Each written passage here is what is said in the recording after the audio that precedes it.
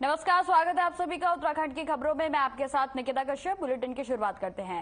राजधानी देहरादून में जमीन की धोखाधड़ी के मामले को लेकर मुख्यमंत्री को लंबे समय से शिकायत मिल रही थी, जिस पर एक्शन लेते हुए सीएम पुष्कर सिंह धामी ने खुद रजिस्ट्रार ऑफिस का औचक निरीक्षण किया था और इस दौरान उन्होंने रजिस्ट्रार ऑफिस में कई खामियां भी पाई थी। जिसके बाद इस मामले में एफआईआर दर्ज करते हुए इसकी जांच करने के लिए एसआईटी का भी गठन किया गया था। वही आपको बता दें कि एसआईटी की जांच शुरू ही हुई है कि इस प्रकरण में सरकार ने एक बड़ा फैसला लेते हुए सब रजिस्ट्रार देहरादून रामदत्त मिश्रा को सस्पेंड कर दिया है।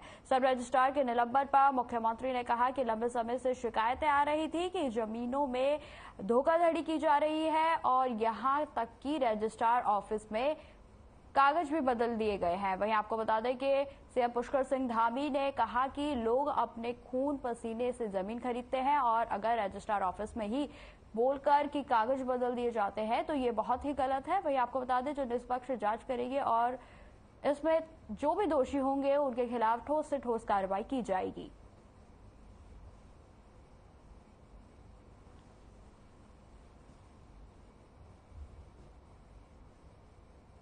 रजिस्ट्री वाले ये बड़े गिरोह के रूप में और कई जगह पर जो रजिस्ट्री वाले रजिस्टर हैं, उन रजिस्टरों में कई जगह पर शिकायतें आई हैं कि उसके पन्ने बदल दिए गए हैं और जो असली जो उसका मालिक है उसका सारा डिटेल ही उसके अंदर से गायब कर दिया गया है। इसलिए इसमें एसआईटी का गठन किया है, एक उच्च स्तरीय कमेटी बनाई है और मैंने स्वयं जाकर वहां पर देखा है। इस पर हम कड़ी कार्रवाई करेंगे जिससे कि उत्तराखंड के अंदर जो अपना अच्छे तरीके से रहने वाले लोग हैं, जिनकी अपनी ज़मीनें हैं, अपना पुराना जायदाद है, उस पर किसी प्रकार का कोई संकट ना आए, उन पर मन में किसी प्रकार का संदेह न हो, वो निश्चिंत होकर यहाँ रहें, इसकी व्यवस्था हम सुनिश्चित कर रहे हैं।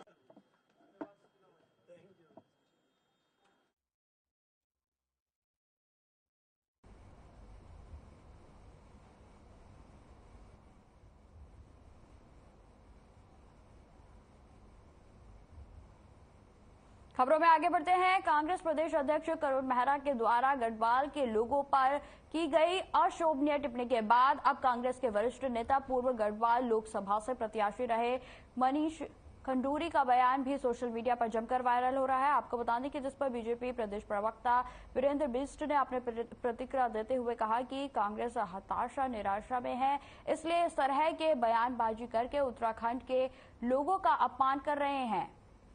इस बयान से सभी लोग आहत हैं। वहीं उन्होंने यह भी कहा कि राजनीतिक क्षेत्र में इस तरह की बयानबाजी से बचना चाहिए और कांग्रेस प्रदेश अध्यक्ष को अपने इस बयान के लिए सार्वजनिक तौर पर माफी मांगनी चाहिए।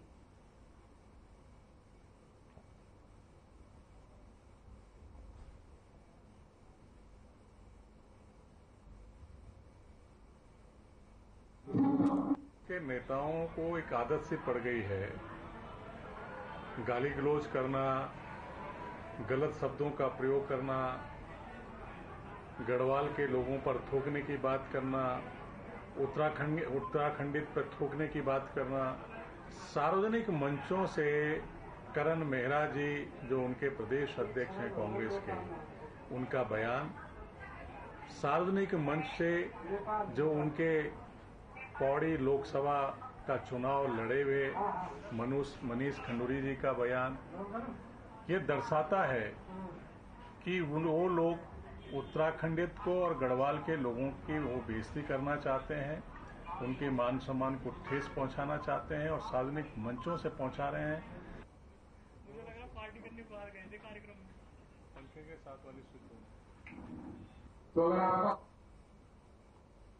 उत्तराखंड के पहाड़ी इलाकों में इस बार हुई भारी बारिश के कारण निचले इलाकों में बाढ़ से जनजीवन पूरी तरीके से अस्त व्यस्त हो गया है। वहीं आपको बता दें कि हरिद्वार के लक्सर और खानपुर क्षेत्र में बाढ़ के कारण लोगों को काफी परेशानियों का सामना करना पड़ रहा है। उत्तराखंड के मुख्यमंत्री पुष्कर सिंह धामी सहित कई मंत्रियों ने इलाके का दौरा कर बाढ़ प्रभावित लोगों को हर संभव मदद देने का आश्वासन दिया है, लेकिन विपक्ष सरकार के कार्यों पर सवाल खड़े कर रहा है। बाढ़ प्रभावित क्षेत्रों में राहत कार्यों के लिए कांग्रेस राष्ट्रीय अध्यक्ष के निर्देशन पर उत्तराखंड कांग्रेस ने 11 सदस्यीय अनुशासन समिति का गठन किया, जो सरकार की ओर से दी जा रही राहत का आकलन कर रही है और वहीं आपको बता दें कि लोगों को होने वाली समस्याओं को सरकार तक पहुंचाने का कार्य भी करेगी।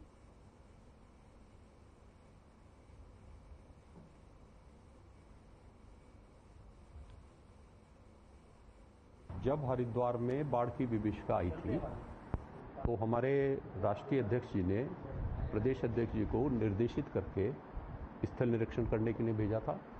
आदरणीय रावत जी खुद स्थल निरीक्षण के लिए आए थे। इसके बाद पार्टी ने एक निर्णय लिया, क्योंकि लगभग हरिद्वार जनपद के सभी पूरा ही क्षेत्र इससे प्रभावित है, तो 11 सदस्यीय समिति का गठन किया है। आज उस 11 सदस्यीय समिति की बैठक थी।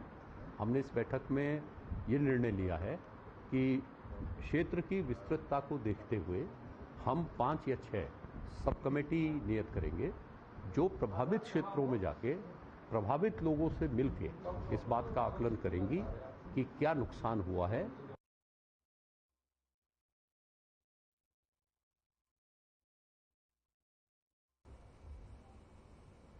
खबर हरिद्वार से है, जहां भारी बारिश के चलते खतरे में मनसा देवी पहाड़ी आ गई है। आपको बता दें कि निरीक्षण के लिए भूवैज्ञानिकों की 3 सदस्यीय की टीम हरिद्वार पहुंची, जहां पर जिले के आला अधिकारियों के साथ वैज्ञानिकों ने मनसा देवी पहाड़ी का भ्रमण किया।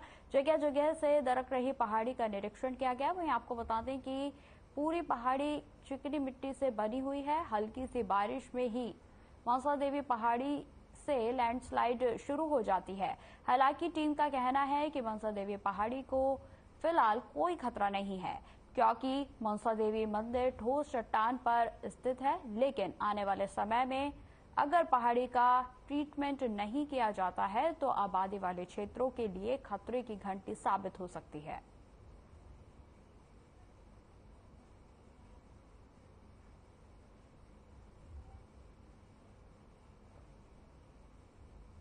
हमने करीब 5-6 स्पॉट देखा जहाँ पे स्लोप पे प्रॉब्लम है, जिसमें से एक मेजर है जो साइड का जो पहाड़ी है उसमें बहुत पहले से ही भूस्खलन हो रहा है। ये जब हम लोग CBRI में थे तब से ही हो रहे हैं। तो अभी जो है यहाँ पे अति वृष्टि के कारण, बारिश के कारण अभी ये लैंडस्लाइड थोड़ा एग्रावेट हुआ है। प्रारंभ में रिकॉग्नाइजेशन सर्वे के लिए आए थे, कहाँ प्रॉब्लम है क्या है इसे समझने के लिए। फिर हम एक कमेटी बना के फिर एक डिटेल इन्वेस्टिगेशन करने का प्लान करेंगे, जिसमें कंप्लीट इन्वेस्टिगेशन हो, क्योंकि अभी बारिश काफ़ी ज़्यादा है। तो इमीडिएट इन्वेस्टिगेशन इस बारिश में सॉइल सैंपल्स कलेक्ट करना, जियोफिजिकल कुछ करना अभी थोड़ा पॉसिबल नहीं है। तो थोड़ा बारिश रुक जाए फिर हम लोग प्लान करके इसका इन्वेस्टिगेशन करेंगे और फिर जो भी मेजर्स होगा उसका सुझाव देंगे। देखिए, ये रिपोर्ट अभी तो एक छोटा सा सर्वे हम लोग इंस्पेक्शन किए हैं, ये रिपोर्ट हम सेक्रेटरी डिजास्टर मैनेजमेंट को देंगे। तो मनसा देवी वाला जो हमारा पैदल ट्रैक है प्लस उसकी जो साथ की जो कनेक्टिविटी जो हमारी हिल्स है उसमें काफ़ी बड़ी मात्रा में स्लाइड हुआ है। तो उसी क्रम में आज जो हमारे CBRI के डायरेक्टर साहब आए हैं और GIS की टीम आई है, उनके साथ सारे पॉइंट का विजिट कर लिया गया है कि जहाँ जहाँ स्लाइड हो रहा है और जहाँ जहाँ जो एक आबादी के साथ का जो लगता हुआ एरिया है और जहाँ इमीडिएटली ट्रीटमेंट किया जाना है, तो सभी जगह आइडेंटिफाई कर ली गई है। और बाकी जो भी एक्सपर्ट टीम की एडवाइस रहेगी तो उसके अकॉर्डिंग DM सर के चीज़ों को नॉलेज में ला के उसका ट्रीटमेंट रिकॉर्ड मिला था। तो हम लोग होपफुली उम्मीद कर रहे थे कि जो हमारा हिल बाईपास है बहुत अच्छा मेंटेन रहेगा।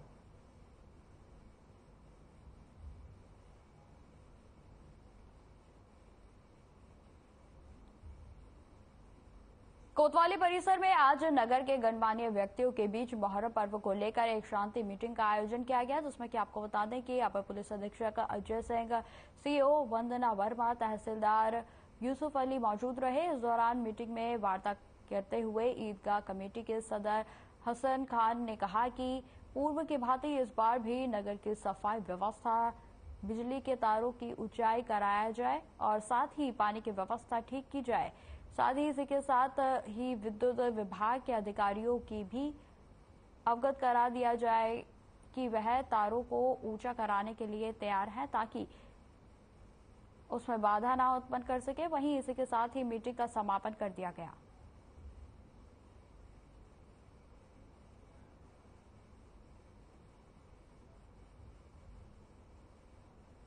को लेकर शांति व्यवस्था की बैठक की गई है। देखिए, प्रत्येक वर्ष की बात इस वर्ष भी मुहर्रम के त्यौहार में जो ताजिया का जुलूस निकाला जाता है उसके संबंध में आज शाम कमेटी की मीटिंग की गई थी, जिसमें जो विभिन्न विभाग हमारे, वो चाहे PWD हो, हमारा नगर निगम बिजली विभाग, पुलिस डिपार्टमेंट, रेवेन्यू डिपार्टमेंट, उसकी बैठक रखी गई थी। उसमें जो भी इंतजामिया कमेटी के लोग हैं, अन्य जो सम्मानित मेंबर हैं, उनके द्वारा इंतजामों के संबंध में हमें अवगत कराया गया। विगत वर्षों में क्या क्या व्यवस्थाएं रही हैं, हमारे पास त्यौहार रजिस्टर होता है, उसके हिसाब से भी हमने डिस्कशन करी। और इस वर्ष जो ताजियों की हाइट, रूट और अन्य सुरक्षा इंतजामों को लेकर के व्यापक रूप से चर्चा की गई है। इंतजामिया कमेटी के लोगों ने भी कुछ समस्याओं से अवगत कराया है। कुछ जगह पे नए निर्माण हुए हैं, कुछ जगह पर बिजली विभाग हो गया। उन समस्याओं के संबंध में तो समय से हम उन इंतजामों को पूरा कर लेंगे। और हम भी इससे उम्मीद कर रहे हैं कि बहुत सारे वॉलंटियर्स नियुक्त करें, जिससे कि पीसफुली और अच्छे तरीके से हम इस त्यौहार के इंतजाम को करने में सफल हों। एसपी साहब और सीओ साहब और कोतवाल साहब को अपनी जो रोड की समस्या है, जो व्यवस्था है, उसके बारे में बात किया गया है। उन्हें बताया गया है क्योंकि हमारा कल नौमी का मिलन, मेहंदी का मिलन का प्रोग्राम है, जिसमें एक हिस्सा बांसकुआन में होता हुआ मजरे में पंजाबी शहर में जाके रुकेगा, दूसरा हिस्सा खालसा गोसे मस्जिद से होते हुए काड़दार होते हुए जो है वो पंजाबी शहर में जाके इकट्ठे होगा। वहाँ मेहंदी का मिलाप होकर के रात को 11 बजे फारिग होकर वापस आएगा। एक प्रोग्राम तो ये, इसलिए अपने रोड की व्यवस्था, सफाई व्यवस्था और बिजली हाईटेंशन वायर की व्यवस्था के लिए हमने अपनी बात रखी है। और दूसरा जो है परसों जो मुहर्रमदारी है, उसमें शाम 6 बजे जो हमारे मोहल्लों से जब मुहर्रमदारी ली जाती है तो सीधे करबला मैदान जाएगी, जैसे कड़ताल से होते हुए, खालसे से होते हुए, उधर बांसकुआन मोहल्ला, पंजाबी सराय से होते हुए तब करबला मैदान में जाके उनका एकत्रित होकर वहाँ से जो है मेले के रूप में वहाँ पर रखाया जाएगा, जो उसके बाद रात को 11 बजे फारिग किया जाएगा।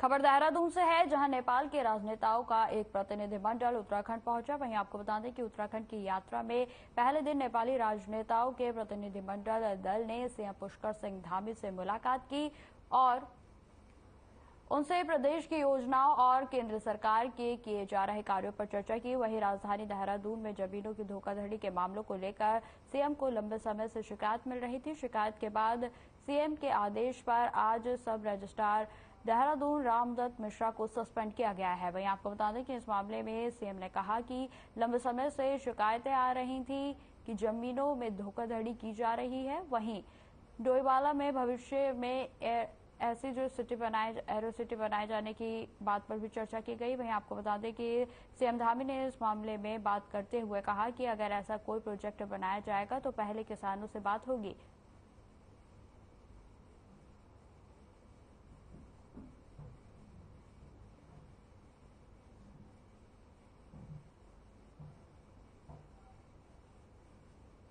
ये बड़े गिरोह के रूप में और कई जगह पर जो रजिस्ट्री वाले रजिस्टर हैं, उन रजिस्टरों में कई जगह पर शिकायतें आई हैं कि उसके पन्ने बदल दिए गए हैं और जो असली जो उसका मालिक है उसका सारा डिटेल ही उसके अंदर से गायब कर दिया गया है। इसलिए इसमें SIT का गठन किया है, एक उच्च स्तरीय कमेटी बनाई है और मैंने स्वयं जाकर वहाँ पर देखा है। इस पर हम कड़ी कार्रवाई करेंगे, जिससे कि उत्तराखंड के अंदर जो अपना अच्छे तरीके से रहने वाले लोग हैं, जिनकी अपनी ज़मीनें हैं, अपना पुराना जायदाद है, उस पर किसी प्रकार का कोई संकट ना आए, उन पर मन में किसी प्रकार का संदेह न हो, वो निश्चिंत होकर यहाँ रहें, इसकी व्यवस्था हम सुनिश्चित कर रहे हैं।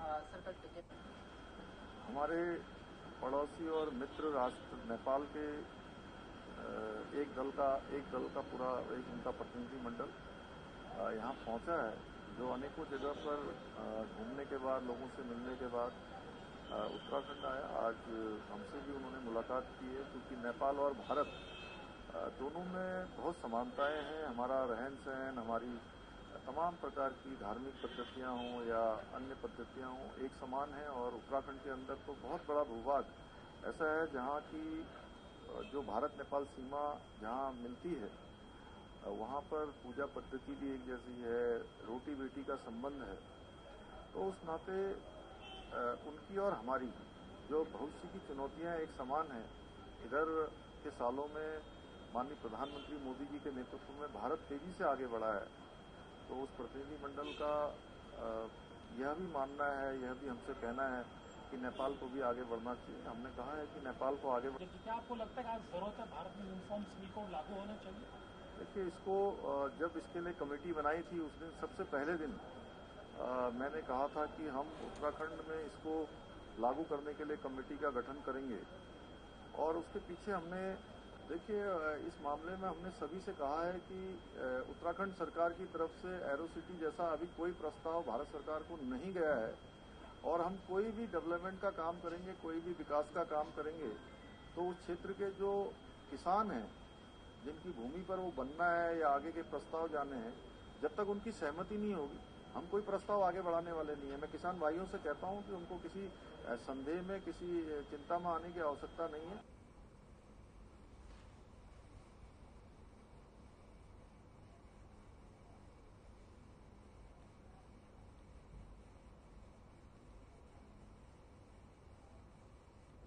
अल्मोड़ा जिले में 1164 मृतक बकायेदारों का 1,56,53,53,000 व बागेश्वर के 286 मृतक बकायेदारों के 63 लाख का ब्याज माफ किया गया है। आपको बता दें कि सहकारी बैंक अध्यक्ष ललित लटवाल ने बताया कि जिला सहकारी बैंक ने एपेक्स एक मुश्त समाधान योजना के तहत समितियों के कर्ज लेकर मर चुके बकायेदारों का ब्याज माफ किया गया है।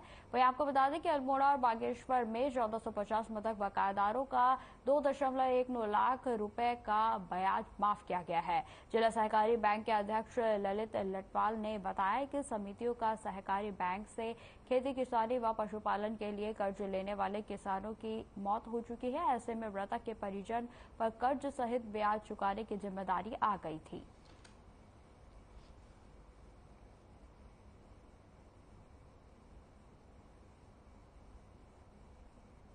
हमारे युवा मुख्यमंत्री पुष्कर सिंह धामी जी और सहकारिता मंत्री डॉक्टर धन सिंह रावत जी ने एक ऐसा बहुप्रतीक्षित कार्य किया है जिसका सीधा सीधा फायदा हमारे ग्रामीण क्षेत्र में रहने वाले लोगों को मिलेगा।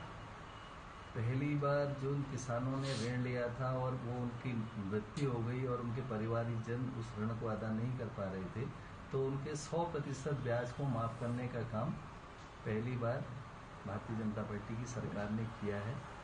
मैं अगर अपने अल्मोड़ा और बागेश्वर के परिप्रेक्ष्य में इस बात को कहूँ तो हमारे यहाँ पर 1450 किसानों का लगभग 2,19,00,000 रुपया जो उनका मूलधन था और उस पर 1,04,00,000 रुपया ब्याज की राशि थी, उसको पूरा 100% माफ़ करने का काम इस सरकार के द्वारा किया गया है।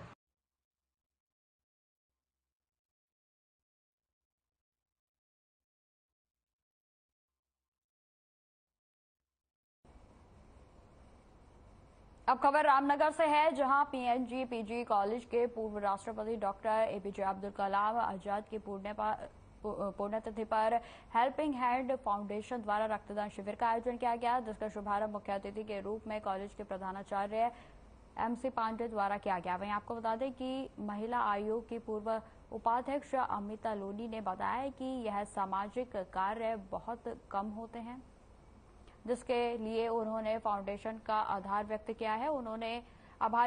वहीं आपको बता दें कि उन्होंने लोगों को किस में जागरूक करने रहने की अपील भी की है। वहीं हेल्पिंग हैंड फाउंडेशन के अध्यक्ष ने जानकारी देते हुए बताया कि अभी तक 15 यूनिट ब्लड हमने जमा कर लिया है और जो भी छात्र नए सत्र में प्रवेश ले रहे हैं वह इसमें डोनेट के लिए आगे आकर सहयोग प्रदान कर रहे हैं, जिससे कि ज्यादा से ज्यादा लोग अपना ब्लड डोनेट करें।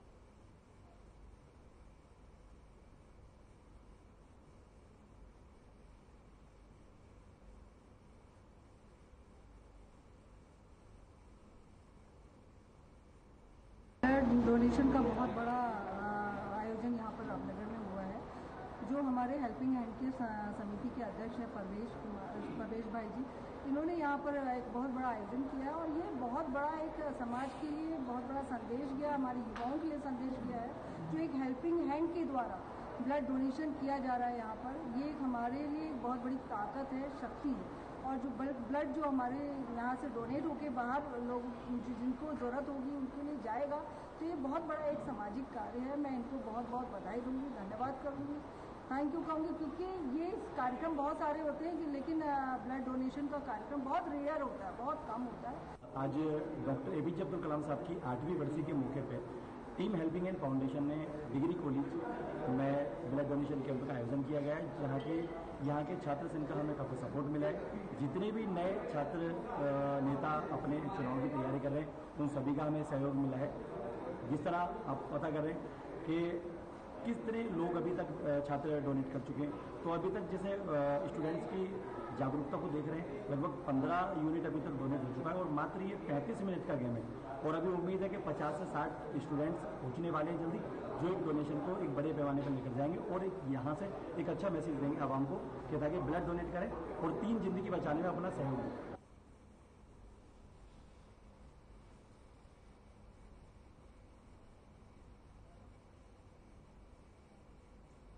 कांग्रेस प्रदेश अध्यक्ष करण माहरा के द्वारा गढ़वाल के लोगों पर की गई अशोभनीय टिप्पणी के बाद अब कांग्रेस के वरिष्ठ नेता पूर्व गढ़वाल लोकसभा से प्रत्याशी रहे मनीष खंडूरी का बयान भी सोशल मीडिया पर जमकर वायरल हो रहा है, जिसमें कि आपको बता दें कि बीजेपी प्रदेश प्रवक्ता वीरेंद्र बिष्ट ने अपनी प्रतिक्रिया देते हुए कहा कि कांग्रेस हताशा निराशा में है, इसलिए इस तरह के बयानबाजी करके उत्तराखंड के लोगों का अपमान कर रहे हैं। साथ ही उन्होंने यह भी कहा कि इस बयान से उत्तराखंड खास तौर से गढ़वाल के लोगों का जो अपमान किया गया है उससे सभी लोग आहत हुए हैं। राजनीतिक क्षेत्र में इस तरह की बयानबाजी से बचना चाहिए और कांग्रेस प्रदेश अध्यक्ष को अपने इस बयान के लिए सार्वजनिक तौर पर सभी से माफी मांगनी चाहिए।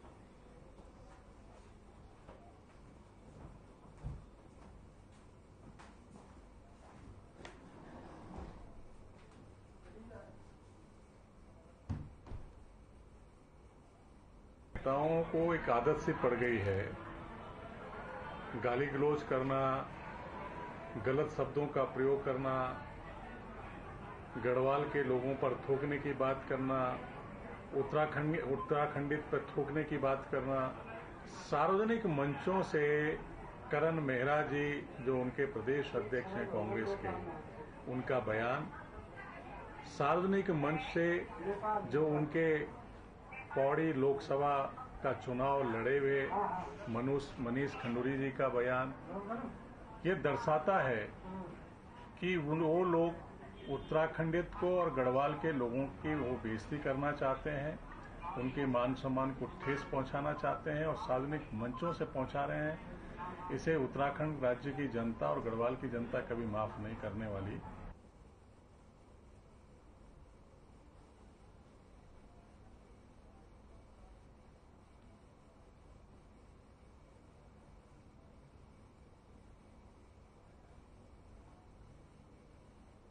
फिलहाल इस बुलेटिन में इतना ही। खबरों की और भी जानकारी के लिए बने रहे हमारे साथ। नमस्कार।